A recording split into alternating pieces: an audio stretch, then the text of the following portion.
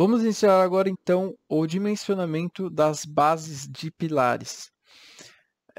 No manual de ligações da Gerdau existe também uma parte do manual que trata de bases de pilares engastadas e rotuladas. Inclusive eu abri aqui o manual, deixa eu mostrar para vocês. No índice do manual, aqui no item 10 tem bases rotuladas de pilares e no item 11 tem bases engastadas de pilares. Aí na página 233 começa a tratar sobre bases engastadas, que é o nosso caso, né? Ó, se a gente olhar aqui nos nossos pórticos, nós temos aqui a base engastada, ela não está articulada. Aqui, então a gente tem aqui, ó, todas as configurações da base de pilar para cada tipo de pilar. Então isso aqui é para um 150-13, 150-18, etc. Aí o nosso é um 200 por 59H, que é essa página aqui. Se a gente vai nessa página, a gente tem todas as informações, todas as cotas da base de pilar adequada para esse pilar. Então a gente tem até o diâmetro do chumbador, a gente tem a profundidade do chumbador e etc. A gente tem tudo aqui. Material do chumbador, material da placa de base, tudo a STM 36. O eletrodo aqui E70. O perfil pilar ele é soldado com uma solda com chanfro, solda de penetração total. Na mesa e na alma. Então tem tudo aqui. Então ele fala, ó, FCK mínimo do concreto é 20. E tem outras informações aqui. Essas tabelas aqui, elas relacionam a força axial que está atuando na ligação com o momento fletor máximo que pode estar atuando ali na ligação. Então olha só, pessoal, nós temos esses dois pórticos aqui de interesse, o pórtico 1 e o pórtico 4. E aí aqui nós temos as serrações de apoio que estão atuando na base de pilar. Se a gente for ver aqui, ó, quais são as forças axiais de compressão que aparecem em cada base de pilar. Nesse aqui aparece 127 kN, nesse aqui aparece 104 kN, nesse aqui aparece 9 kN e nesse aqui 44. O maior deles é 127. Então se a gente for olhar aqui, ó, qual dessas linhas que a gente deve olhar? Essa aqui, ó. Para uma força axial de no máximo 153 kN, eu posso ter no máximo 106,8 kNm de momento fletor solicitante. Isso aqui dá 10.680 kNm/centímetro. Vamos olhar quanto que a gente tem aqui. A gente tem 7.000 aqui, 7.800 aqui, 622 aqui, 5.583 aqui. Todos estão abaixo daquele limite superior. Logo, essa base de pilar já está verificada aqui pelo manual. A gente pode utilizar tranquilamente essa base aqui já toda dimensionada. Só que é claro, para praticar a gente vai fazer o cálculo na mão, que é bem rapidinho, tá, pessoal? Isso porque às vezes vocês vão ter que fazer uma base de pilar que não é com perfil I. E aí não vai ter no manual da Gerdau, e aí vocês vão ter que fazer o cálculo na mão. Então tem que saber mesmo fazer. Então vamos lá. De novo, aqui no manual tem todas as informações dessa placa de base. A gente vai olhar para essa linha. 106,8 é 10.670 kN/centímetro. Todos os momentos fletores encontrados ali estão abaixo desse limite superior, então está verificado. Essa base de pilar do manual é adequada para a nossa aplicação. Vamos fazer uma verificação de forma manual do pilar esquerdo do pórtico 1, que é aparentemente o pilar mais crítico. Nós temos esse momento fletor de 7.700 kN/centímetro, uma axial de compressão de 127 kN e uma cortante de 79 kN. Daí é só sair fazendo conta. Esse aqui é um pilar submetido a momento fletor e força axial de compressão simultaneamente, tá? Então voltem ali para a aula onde a gente aprendeu sobre esse tipo de ligação de base de pilar. E aqui a gente vai passar mais rapidinho aqui as contas, tá? Sem ficar parando muito para explicar. Caso vocês tenham alguma dúvida, voltem a essa aula, que lá está muito bem explicado com detalhes. Então a gente tem a tensão de compressão atuante entre a chapa e o concreto, que seria o grout aqui, que seria a força de compressão direta, que é esse 127 dividido pela área de placa de base, que é B vezes L, mais a força de compressão que vai aparecer devido a esse momento fletor, que tende a tracionar as fibras de um lado, comprimir as fibras do outro. Então, a compressão se soma aqui.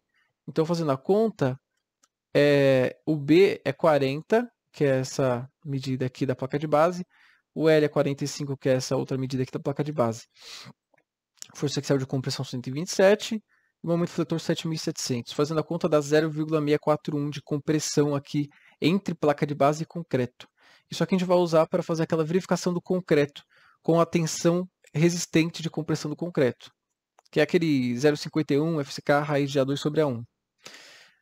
A tensão de tração só vai mudar o sinal aqui para menos. Fazendo a conta, dá menos 0,5. Notem que, lembrando, aqui está com a convenção contrária. A compressão está positiva, tração está negativa. Tá? Aqui é o contrário do que a gente está acostumado. Então, se aqui desse positivo, por exemplo, essa conta, aí significaria que não existe tração nem do outro lado. Vai existir compressão ali do outro lado também. Isso acontece quando essa força axial de compressão é muito grande e o momento fletor não é tão grande assim para conseguir gerar tração do outro lado. Só vai reduzir um pouco a compressão. Tá, aqui não é o caso, né? Aqui ocorreu realmente tração do outro lado. Bom, o cálculo do C que a gente vai precisar é através dessa expressão. Lembrando que aqui a gente coloca um módulo, então entra como 0,5 positivo o sigma C, o sigma T. Fazendo a conta dá 25 centímetros. O cálculo do A dá 14 centímetros, é só substituir os valores aqui.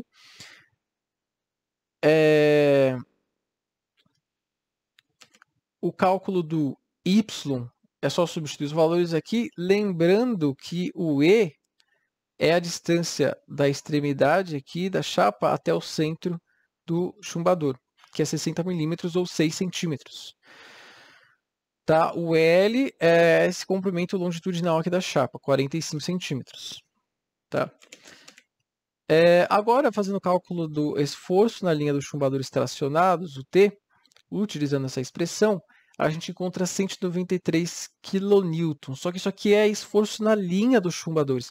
Na linha dos chumbadores tracionados, que é essa linha aqui, existem 2 chumbadores tracionados. Então, essa tração ela se divide em 2 chumbadores. Em cada chumbador vai ter 96 kN. O máximo valor da tensão de compressão admissível no concreto é o 0,51 FCK raiz de A2/A1. O FCK é 2, que a gente vai considerar que é o pior dos casos. O A2, a gente vai considerar a área da fundação de concreto, a gente vai considerar aqui no pior dos casos esses valores mínimos aqui. Ou seja, 80 vezes 85, que é a área mínima, as dimensões mínimas aqui pedido pelo manual para a fundação de concreto. No nosso caso, na prática mesmo, no mezanino, geralmente, a fundação de concreto ela vai ser lá toda plana, ela vai ser muito maior do que a área da placa de base. Então, isso aqui vai chegar naquele limite de 2, né? Mas aqui no caso, vamos considerar esse valor aqui, que é o pior das hipóteses.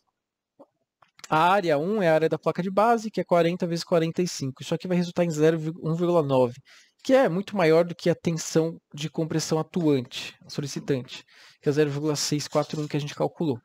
Então, a verificação com relação à compressão do concreto está feita. Agora, vamos calcular o FB, que é por essa expressão aqui. Lembrando que o F ele é essa distância aqui, ó, da mesa do perfil até essa extremidade. Ou seja, vai ser o 45 menos a altura do perfil, que é 21, dividido por 2. Aí vai sobrar só esse pedaço. Tá essa conta aqui. O C a gente já calculou, a tensão de compressão também, aí só substituir os valores e calcular o FB. O FA vai ser o sigma C menos o FB. Só fazer a conta, vai resultar em 0,337. Aí, fazendo o cálculo do momento fletor na chapa, utilizando essa expressão, a gente encontra 20 kN/cm. Esse momento fletor, ele atua aqui, ó, nessa região da chapa, né? Beleza. Daí a gente consegue já calcular a espessura mínima da chapa através dessa expressão. O MCH a gente calculou e o FY do ASTM é 36, que é 25.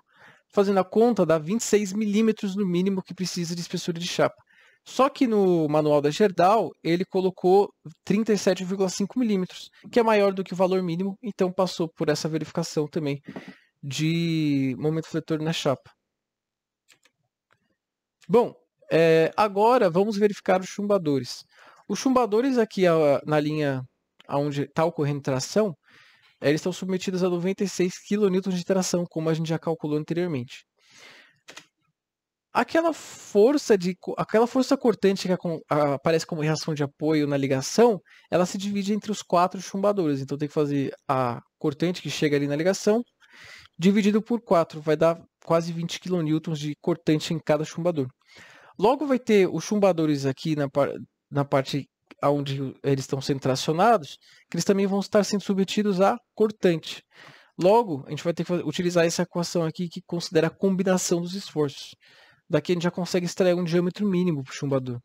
Substituindo os valores aqui, ó, o FTSD por 96, o FVSD por 19 e o FUB por 40, porque o chumbador é A36. Vai resultar em um chumbador de no mínimo 24 milímetros. A gente poderia utilizar, por exemplo, um chumbador de 1 polegada. A extrema é 36. Só que no manual está sendo utilizado um chumbador de 1 polegada e meia, que é de 38,1 milímetros. Não tem problema nenhum, pode ser também. Caso você queira fazer algo mais econômico, você poderia até colocar ali um chumbador de 1 polegada mesmo. Pessoal, reparem que aqui não foi feito aquele cálculo de essa cota de profundidade do chumbador, né?